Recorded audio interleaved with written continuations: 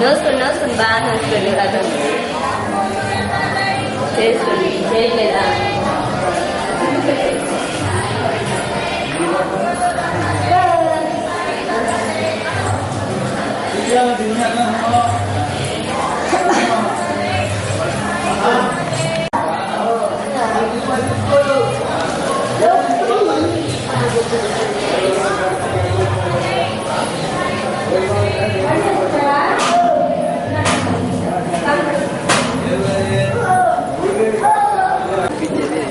జయ గురుదత్త.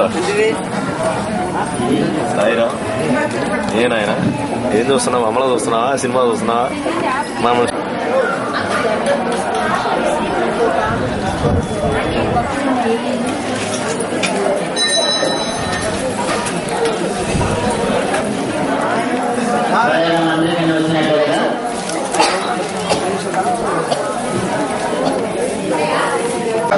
నివారణార్థం సకల గృహదోష నివారణార్థం సద్గురు సాయినాథ నిరంతర అనుగ్రహ ప్రసాద సిద్ధ్యర్థం శ్రీ సాయి సత్యవ్రత పూజాం అహం కరిష్యే. అక్షర సాయి వారి పట్టం మీద వేసి నీళ్లు తాగి నమస్కారం చేసుకోండి.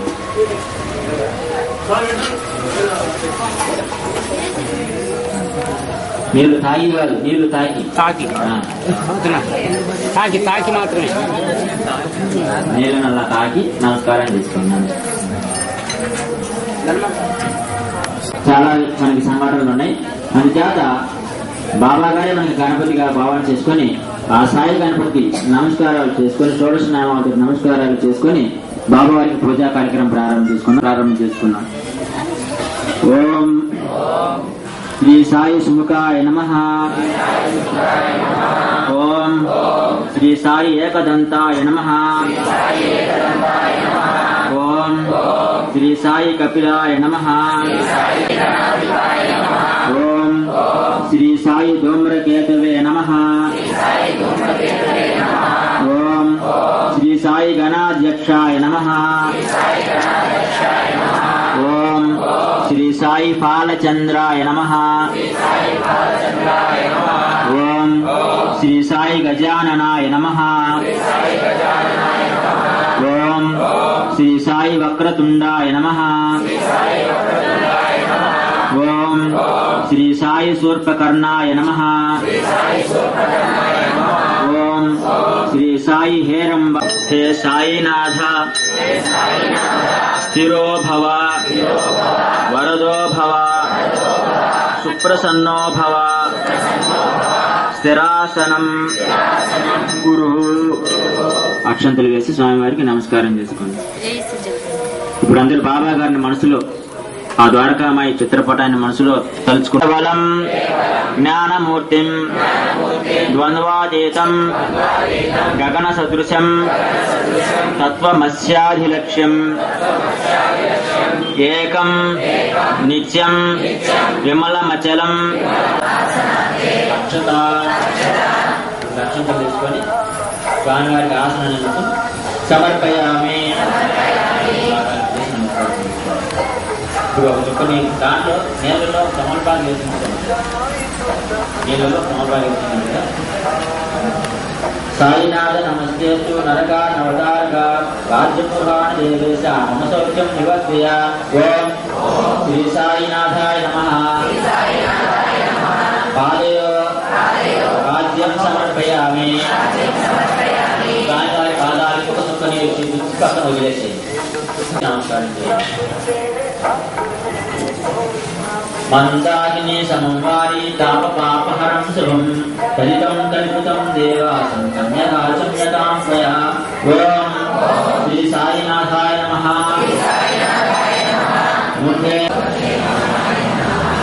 ఓం శ్రీ ఆపద్బాంధవాయ నమః. ఓం శ్రీ మార్గబంధవే నమః. ఓం శ్రీ భుక్తి ముక్తి శ్రీ పరమసుఖదాయ నమః. ఓం శ్రీ పరమేశ్వరాయ నమః. ఓం శ్రీ పరబ్రహ్మణే నమః. ఓం శ్రీ పరమాత్మనే నమః. ఓం శ్రీ జ్ఞానస్వరూపిణే నమః.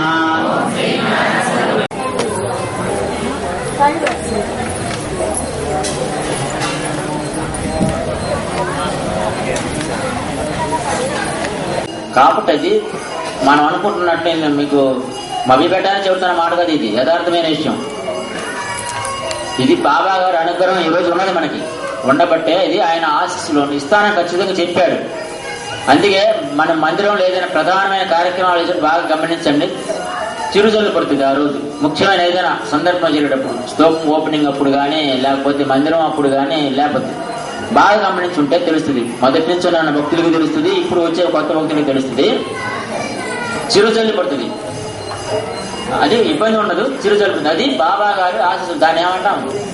ఆ చిరుజల్లు కాదు, మల్లెపూల వాన అంటే లెక్క అన్నమాట మనకి అది. కాబట్టి దాన్ని మీరు ఆశీస్సులుగానే భావించండి. చక్కగా మీరు మనసు స్వామివారి మీద లగ్నం చేయండి. మీ అదృష్టం అది. ఈరోజు బాబా గారు మన దగ్గర ఉండి, అందుకు ఇంకొక ఉదాహరణ ఏంటంటే, ఇందాకనే ఒంగోలు నుంచి భరద్వాజ మాస్టర్ గారి శిష్యులు హరిమాస్టర్ గారు వచ్చారు. ఆయన రావడం కూడా మన అదృష్టం. ఎందుకంటే మా భరద్వాజ మాస్టర్ అంటే దాదాపు మనకి తెలియని ఆయన కాదు. ఆయన శిష్యులు మన దగ్గర రావడం అంటే బాబా గారు మనకి ఆయన రూపంలో వచ్చి ప్రత్యక్షంగా మేము చెప్పుకున్నాం. మాల అయిపోయేలోపు కొన్ని ఏదో ఒక ప్రత్యక్షంగానే పరోక్షంగానే బాబా గారు దాన్ని చూపిస్తానన్నారు. కొన్ని తెలుస్తుంది, కొన్ని తెలియదు. మనం ఆయన పిలవలేదు, అసలు ఆయన వస్తారని కూడా మనకు తెలియదు. కానీ ఈ రోజు వచ్చారంటే అది ఎవరి ద్వారా కానీ ఎట్లా ఉన్నారు ఆయన మనకైతే తెలియదు, కానీ మనకు తెలియకుండా వచ్చారు. కనుక బాబా గారి ఆశీస్సులు ఈ రోజు ఈ రూపంలో వచ్చినట్టు మనకి. కాబట్టి అది కాదు గుర్తుంచుకొని ఇది మీరు చేసుకుంటున్నారంటే బాబా గారిని చక్కగా మీ సమక్షం. భక్తులు ఈ దుని నుంచి వచ్చేటువంటి విభూతినే సకల రోగ సకల కష్ట సంహారిణిగా ఉపయోగిస్తూ ఉన్నారు. అందుకే బాబా గారు ఒక భక్తుడు అడగగా, ఈ దుని దేనికి అనగా భక్తుల యొక్క పాపాలను దహించి వేసి వాళ్ళకి సకల శుభాలు కలుగజేయటం కోసమే ఈ విభూతిని, ఈ దునిని నేను నిరంతరం ఇక్కడ స్థాపించడం జరిగినది అని చెప్పి, ఎవరైతే ఈ ఊదిని నొసలు పెట్టుకుని నీటిలో కలిపి సేవిస్తారో వాళ్ళకి ఇహపర సుఖములను నేను కలిగేటట్టు చేస్తాను అని చెప్పి బాబా గారు తెలియజేయడం జరిగింది. బాబా ద్వారకామాయిలో ఈశాన్య దిక్కున ఒక గోనె పెట్టాపై చిలుము గట్టము, పొగాకు, కమ్మిరేకుల డొక్కు అంటే రేకు డబ్బా, గొడవ చొక్క, తలగుడ్డ, సటకా మాత్రము ఉండేటివి. ఇది వారి యొక్క ఆస్తి. బాబా ఈ భిక్ష ద్వారా అన్ని దానములలో కూడా అన్నదానము శ్రేష్టమని, గృహస్థులైన వారు తాము చేయు నిత్యకర్మలలో కలుగు పాపములను అన్నదానము ద్వారా, ఈ అన్నదానం చేయడం ద్వారా పోవునని చెప్పి గృహస్థులందరికీ కూడా తెలియజేయడం జరిగింది. ఆకలి కొన్న వారికి అన్నము పెట్టినను, దాహము గల వారికి నీరిచ్చినను, గుడ్డలు లేని వారికి వస్త్రములు ఇచ్చినను, ఇల్లు లేని వారికి కూర్చుండుటకు మసారా ఇచ్చినను భగవంతుని మీకు మేలు చేయునని బాబా భక్తులకు చెప్పి ఉన్నారు. బాబాను దర్శించుటకు అన్ని మతముల వారు వచ్చేవారు. ఈ మసీదులోనే గంధం కుసుమాలతోటి అలంకారాలతోటి హిందువులు వారి వారి ఆచారం ప్రకారం బాబాను పూజించేవారు. అదే విధంగానే మహమ్మదీయులు కూడా తమ తమ మతాచార ప్రకారం బాబాను ఆరాధించేవారు. ఇదే బాబాలో ఉన్న గొప్పతనము. శ్రీరామనవమి రోజున పగలు హిందువులకు పవిత్రమైన శ్రీరామనవమి ఉత్సవమును, అదే రోజు రాత్రి తన నమ్మిన భక్తులను ఈనాడు నేను కాపాడుతూ ఉంటానని తెలియజేసే కోసం అని చెప్పి ఈ లీల చేయడం జరిగింది.